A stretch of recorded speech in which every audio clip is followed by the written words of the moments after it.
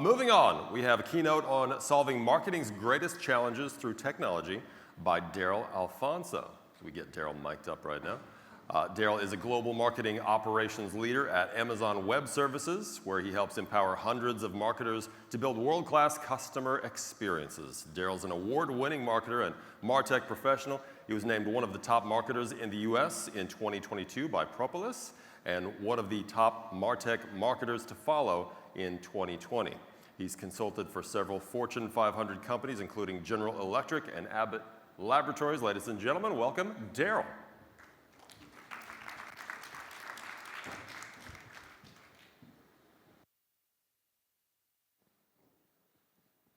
Hey everyone. Are we okay? Okay. Yeah, thank you so much for having me here. I'm really excited about sharing my ideas on marketing technology and how we can really drive business success. You know, about 5 years ago, I worked for a 500-person organization, and our marketing team was about 10 people.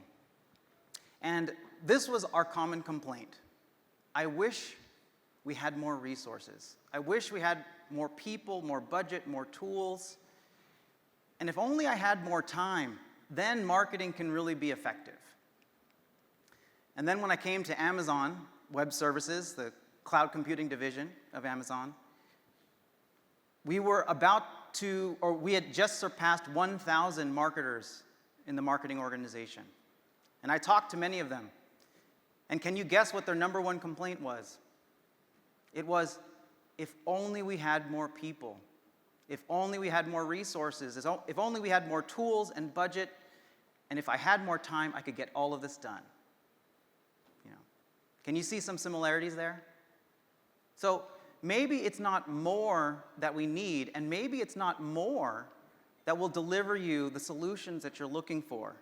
And I spent the last couple of years trying to really develop and solve these problems using new thinking, new technology. And that's what I'm going to share about with you today. I'm also going to talk about how leading brands are using MarTech to drive customer and business performance, and also how you can drive profits and returns using excellent marketing operations. Now, before we get into the tooling and into the technology piece, why don't we start at the top? What if someone asked you at your team meeting, what does great marketing mean to you? Right? How often do we stop and really think about that? What would you say? Let me try to help out. When Netflix sends you an email and it feels perfectly crafted for you, when it feels like they know who you are and what you're interested in, what you've watched in the past and what you're going to watch in the future, how does that make you feel? To me, I feel kind of amazed. I'm like, whoa, how did they do that? How did they know me? And how do they know what I'm going to like in the future? Can brands really predict the future? And what about on Amazon? When you're shopping for back-to-school supplies, and they know that you are, and they show you adjacent and complementary products to what you're searching for. They know what else you will need too, right? How do you feel when you see that? For me, I feel like a helpful neighbor has come out of nowhere and said, hey, I've been in your shoes. I know what you're doing. I know you're shopping for your children. I've been there, and I can tell you, you're also going to need these things too, right? And by the way, over 1,000 people like this product. They highly recommend it. It's perfect for you. I feel like, whoa, how did they do that? Okay? So if that's how we feel, well then great marketing feels like magic, right? It feels like, how I feel about it is I feel like, oh my gosh, I'm so glad that I saw that. I'm so glad that I got that experience. Now I'm more educated. Now I'm more informed. Now I'm more entertained. Now I'm more prepared. And if I didn't see that, I would have missed out. That is what we should feel. But we know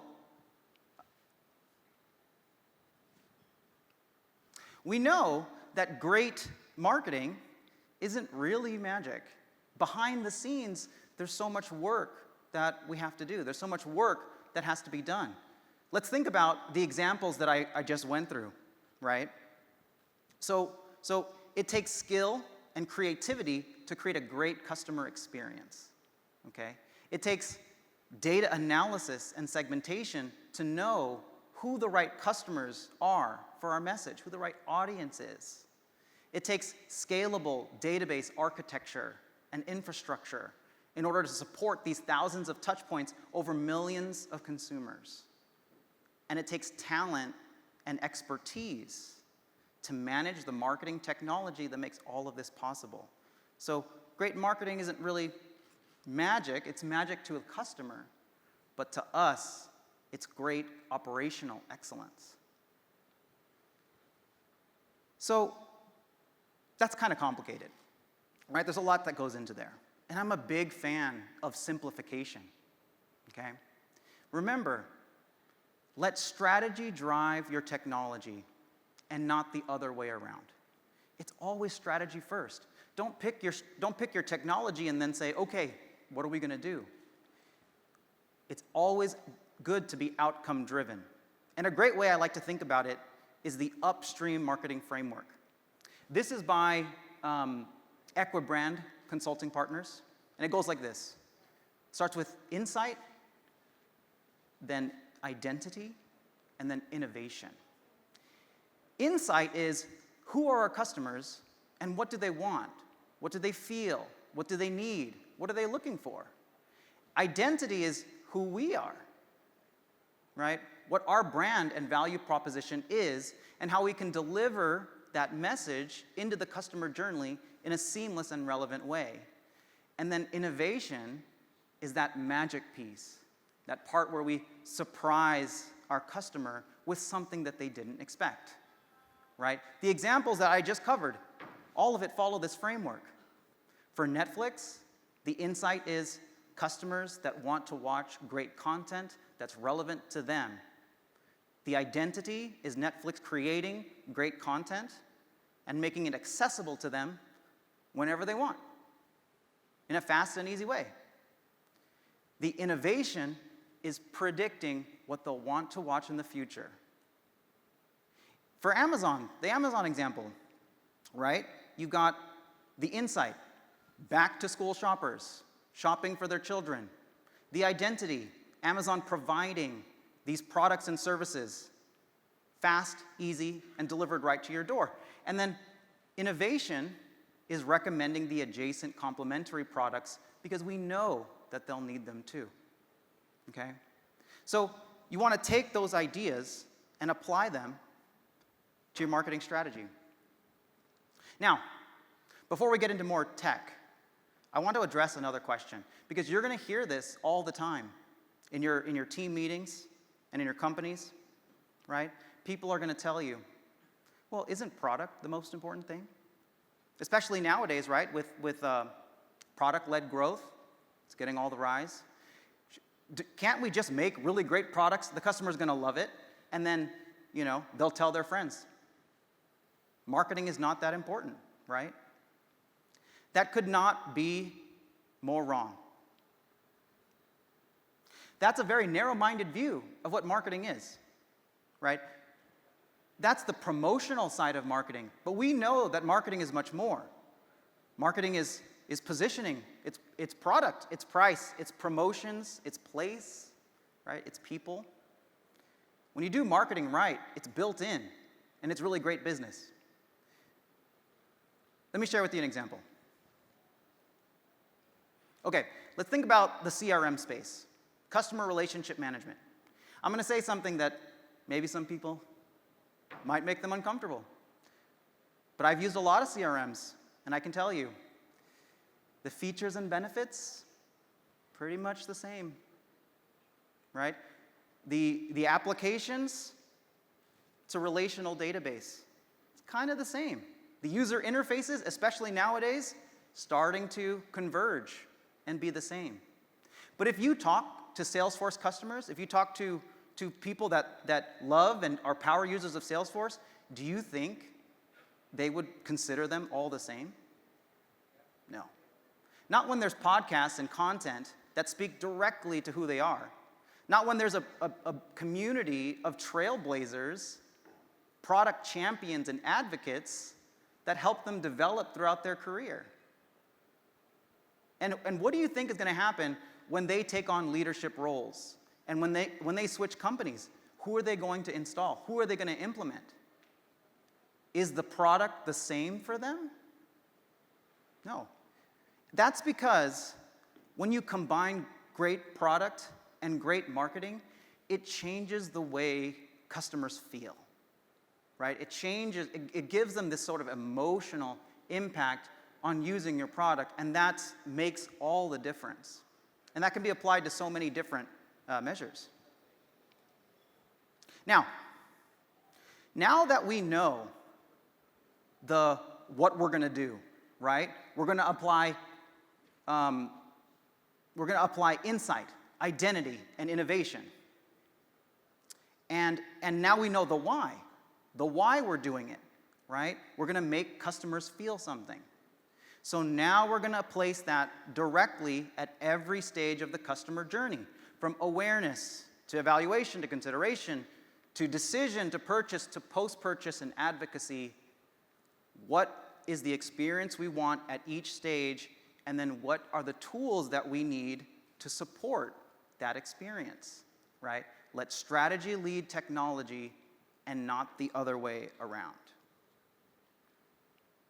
Now, so that's what we're going to do, right? But let's go back to the beginning. How are we going to get all this done? There's so much to do, so little time. How do we do this?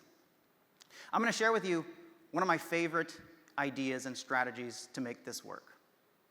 And that idea is to productize your marketing offerings. What do I mean by that? We treat all of our marketing programs like products. Each part, your website, your push campaigns, your advertising, all of them are products, right? They have customer insight, user requirements, right? Validation. They have roadmaps, right? Your website has a roadmap. Your campaigns have a roadmap of a 1-year, 2-year, 3-year plan, okay? And then it has success metrics to tell if you're doing this right or not. Now, the benefit of productizing your marketing and your marketing operations is now you can start to borrow and steal all of the great work that product managers have done for decades, right? People have been building products and figuring out ways to do it better for so long. Why don't we do the same thing? One of my favorite ways to do this, because there's a lot of different product management frameworks that you can apply to marketing, but we'll talk about the working backwards model that we use at Amazon. And by the way, the working backwards model, there's an entire book written about this, but I'm going to give you the highlights. But I suggest you check it out. Working backwards means you start with the customer experience, and then you take it all the way back to what you need to build, right? What does the customer experience look like? Then what is the tooling that you need to look like? Then what is the data to support that tooling? And then you have an entire roadmap and backlog of tasks that you need to do, okay? And it all starts with this. It's called the future press release, right? A future press release. Before you start your marketing programs, you write a future press release. At Amazon, it's called PR FAQ. And it goes like this. I'm going to give you some examples, right? And this helps you validate your marketing assumptions. So if you're going to be launching a new website redesign, write out what the customer experience is going to be like. ABC company today launches our new website with new colors and new icons and new buttons, right? Now ask, does the customer care about this? Yes or no? Maybe not. maybe they feel like, well, it's a nice change, but my life and work did not really improve. Conversely, what if we launch personalization, right? We're now going to launch personalization across our website, our email campaigns and push campaigns, and our advertising. So what? Does the customer care? Yes, right? Now they can be educated much faster. Now they can learn about what they want to, to improve their lives and their work. And now they can get that information in a fast and easy way. Now we've validated our future press release. Now once you do that, then you prototype it, put a roadmap together, and then create a backlog of tasks and projects that you sign up to your team. That is the value of working backwards. Now, one of the other great things about productizing your marketing efforts is you can also borrow product prioritization frameworks, right? There's so much to do, so much to be done. What are we going to do first? And there's a lot of different product frameworks to prioritize your work. One of my favorite ones is the RICE method, R-I-C-E. Many of you probably heard about that. R stands for reach. How many customers is this going to impact, this project? I stands for impact. What are the results and the ROI and the returns we can expect from this project? C is confidence. How confident are we in our assumptions? Is it data-driven? Or are we kind of making some guesses here? Are we maybe not sure? E stands for effort. How long is this going to take? How many developers are we going to need to put on this? When can we launch? This will give you a score. And now you know how to prioritize your work based on multiple dimensions. And I love that. Now, the next thing that I want to talk about is a problem that plagues everyone. How do we get our work done, right? So many marketers are reporting all around the world that their strategy isn't effectively linked to the activities that they're doing. Meaning that they think they have a good strategy, but they can't execute well enough on that strategy to see results. They're also reporting, hey, we're not getting great use out of our technology stacks, right? We're not utilizing and getting full adoption out of our marketing technology. So what do we do about that? And the answer is operational excellence in marketing. You need to put someone on your team in charge. You need to install someone and put them in charge of these different components of the marketing organization. This is what operational excellence looks like. Now, it can be an internal leader that you put in charge, or you can bring someone in from the outside. But they need to cover these 5 components. One is planning and strategy. That's market analysis. That's budgeting. That's road mapping. 2 is technology management, right? Getting the most adoption and bringing a holistic strategy to your MarTech stack. 3 is business intelligence and reporting, right? Ensuring that the data is moving through from your campaigns and supporting a closed loop framework so you can continuously improve the campaigns that you're doing. 4 is process design, right? How do campaigns go out the door? Is it seamless? Does it take weeks to implement one digital campaign? Or can it be done in a few days? That's process design. And then finally, business interlock and alignment. This means, how do teams at your company work together? Inside the marketing team and the other stakeholders that you have. Are they all aligned toward the same effort? So you have to insist on marketing operational excellence. Oversee these items, and you'll be able to get your campaigns out the door. Now, when you put together your team, could look something like this, right? Now, don't get intimidated because it doesn't have to start like this. I'll give you 3 roles or functional areas that you would really need to focus on when you're getting going, One is platforms, right? You need someone to look after your ability to ensure your MarTech stack is being used effectively, okay? Ideally, this should be an internal resource. Two, you need someone to look after your data infrastructure and the way that your data moves throughout the organization.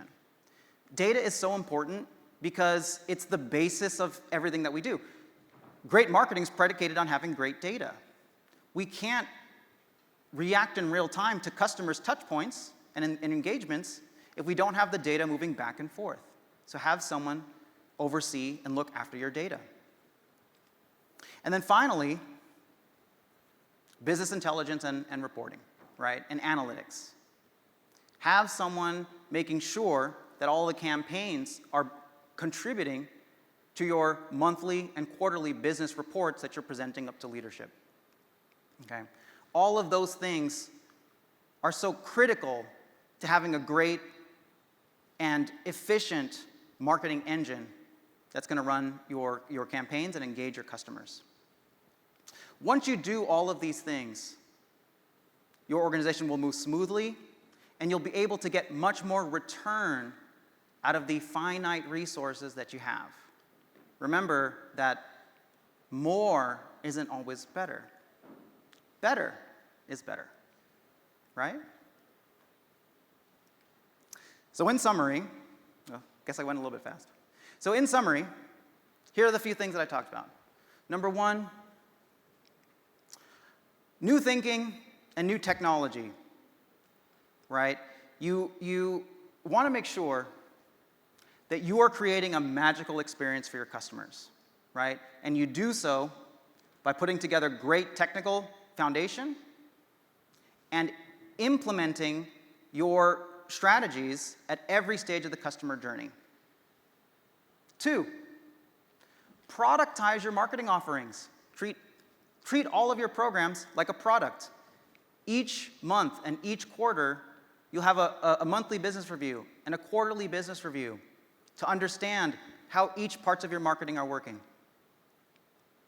And then finally, invest and insist on a high operational standard for your business. Invest in marketing operations and make sure you install someone that manages the 5 key functions of marketing operations: planning and strategy, technology management, process design, business intelligence, and business interlock and alignment. Do all that, and you'll be able to do way more with less. And that's it. Thank you. Unless you have time for a couple. Thank you, Daryl. If you'd like to open up for any questions, feel free to raise your hand. If you do have one, we'll bring a microphone to you.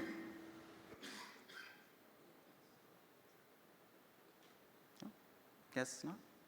Okay. Nothing. You're so good. One more time for Daryl Alfonso. Thank you so much. Sorry, please one.